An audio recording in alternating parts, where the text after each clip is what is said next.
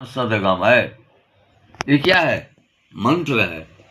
सुनो ना इधर, ये क्या है? ये मंत्र है। कौन मंत्र है? वास्तविक जो मंत्र है, भगवान शंकर ने जिस मंत्र को पार्वती को उपदेश दिया वही मंत्र है। पार्वती को उपदेश क्यों दिया? तो पार्वती प्रश्न कर रही हैं और भगवान शंकर इसका उत्तर दे रहे हैं। क्यों?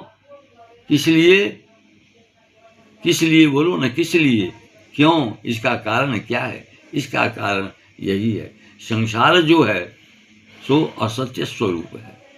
ये जो संसार जो है वो असत्य स्वरूप है। असत्य माने नाशवान है, इसको नाश होने वाला है। जो जैसे पानी में बुलबुला जो आता है ना, पानी में स्नान करने के लिए जब जाओगे तो बुलबुल बुलबुल आता रहता है, वो आता है और विनाश हो जाता है।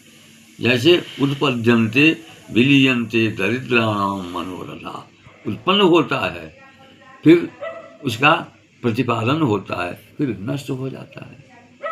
उसी प्रकार भगवान शंकर कहते हैं जो ये संसार जो है सो हमारी कृपा से, हमारी दृष्टि से, हमारे मंत्र से उत्पन्न होता है, लेकिन फिर वो विनष्ट हो जाता है। जैसे हम लोग क्या करेंगे, उत्पन्न तो हो गए और किसी समय में हम लोगों का मृत्यु होगा और किसी समय में उनका भी विनाश हो जाएगा।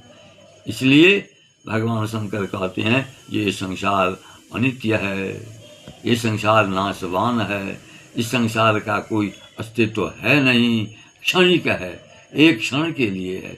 एक क्षण में जैसे लोग आते हैं जाते हैं, जैसे हम लोग गए थे भगवान शंकर को दर्शन करने के लिए, फिर दर्शन किए, फिर वहाँ से चले आए, खत्म हो गया वो, फिर दूसरी बात हो गई। इसी प्रकार इसी तरह भगवान शंकर कहते हैं, भगवान शंकर को कौन?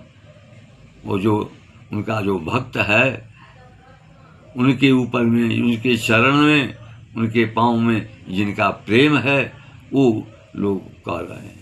क्या कहते हैं? तो फिर हमको तो फिर श्लोक ही कहना पड़ेगा उसके